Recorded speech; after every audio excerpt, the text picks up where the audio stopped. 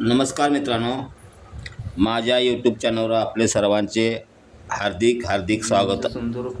मित्रांनो, आज आपण मार्डी येथील भवानी माता मंदिर या मंदिराबद्दल आपण थोडा इतिहास जाणून घेणार आहे। तर पाहूया आपण। हे मंदिर सातारा जिल्ह्यातील मान तालुक्यातील मार्डी येथील भवानी माता मंदिर हे या परिसरातील एक अत्यंत जागृत, प्राचीन आणि ऐतिहासिक श्रद्धास्थान आहे। मार्डी गावची ग्रामदेवता आणि मानदेश परिसरातील हजारो भाविकांची कुलदेवता म्हणून भवानी माता, काही स्थानिक लोक हिला वाघजाई किंवा यमाई देवीचे रूप मानतात किंवा पूजली जाते। सातारा जिल्हा हा छत्रपती शिवाजी महाराज आणि छत्रपती शाहू महाराज हिंदवी स्वराज्याचा मुख्य भाग राहिला आहे।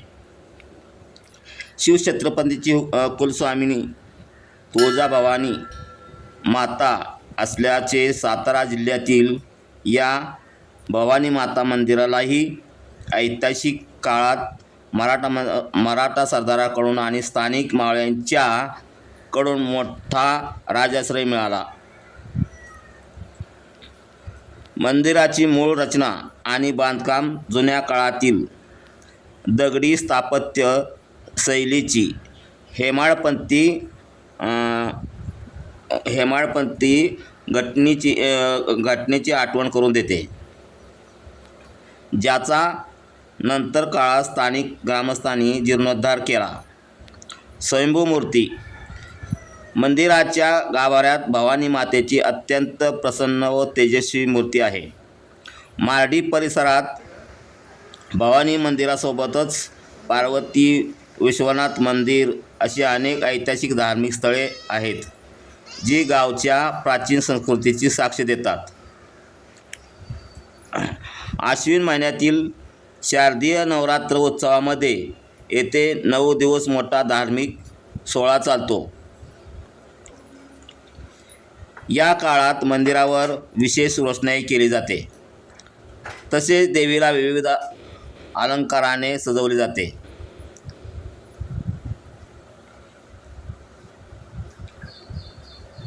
या दिवशी मार्डी आणि आजूबाजूच्या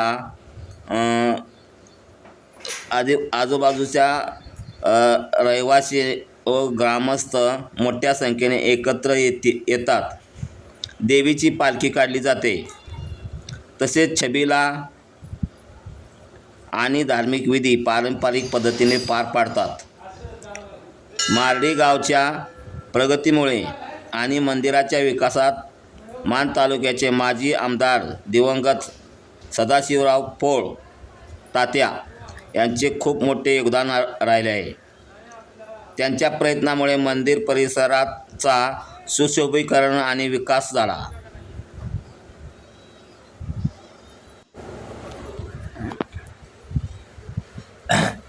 तर मित्रांनो, आपण मंदिराचा इतिहास जाणून घेतला आहे।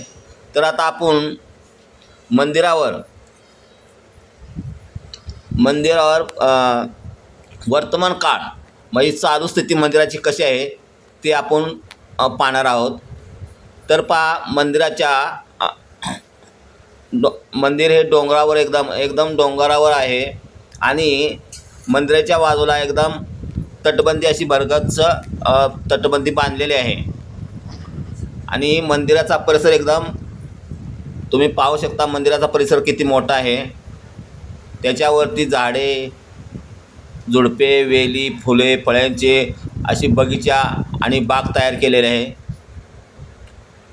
तर मंदिराच्या बाजूला मंदिराच्या समोर आणि मंदिराच्या बाजूला सर्व छोटे छोटे मंदिरे तुम्हाला पाहायला दिसतात।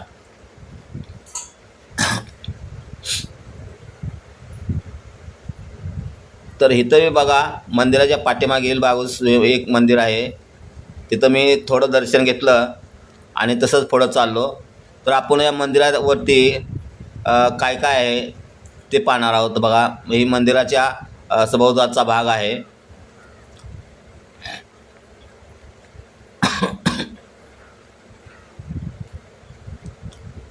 तर बघा मग मंदिराच्या समोर एक डिकमली आहे. त्या डिकमलीवर नवरात्री दिवशी रात्रभर दिवा जाळला जातो.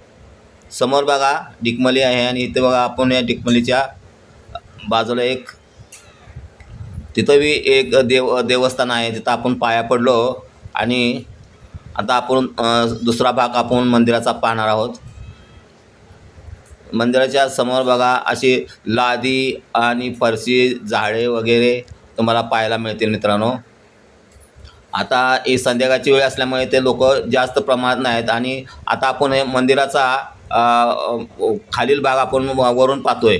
तर बघा मंदिराचा खालील भाग आपण आता पाहतोय.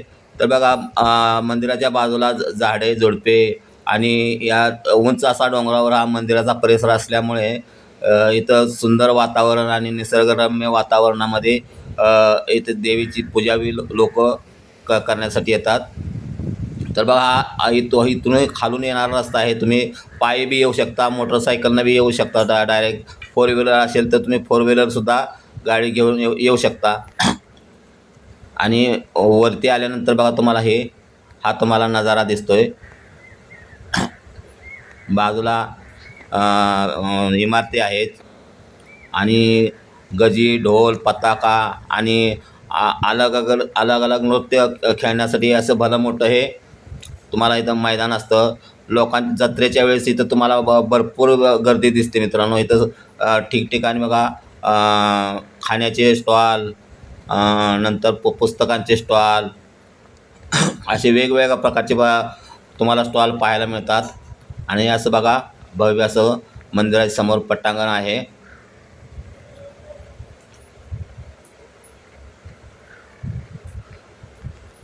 तर मित्रांनो तुम्हाला जर यायचं असेल तर तुम्हाला मार्डी ह्याच्यावरून शिंगणापूरवरून डायरेक्ट मसवडसाठी जाणारी बस तुम्हाला इथं मार्डीपर्यंत येऊ शकते. तुम्ही इथं मार्डीत येऊ शकता.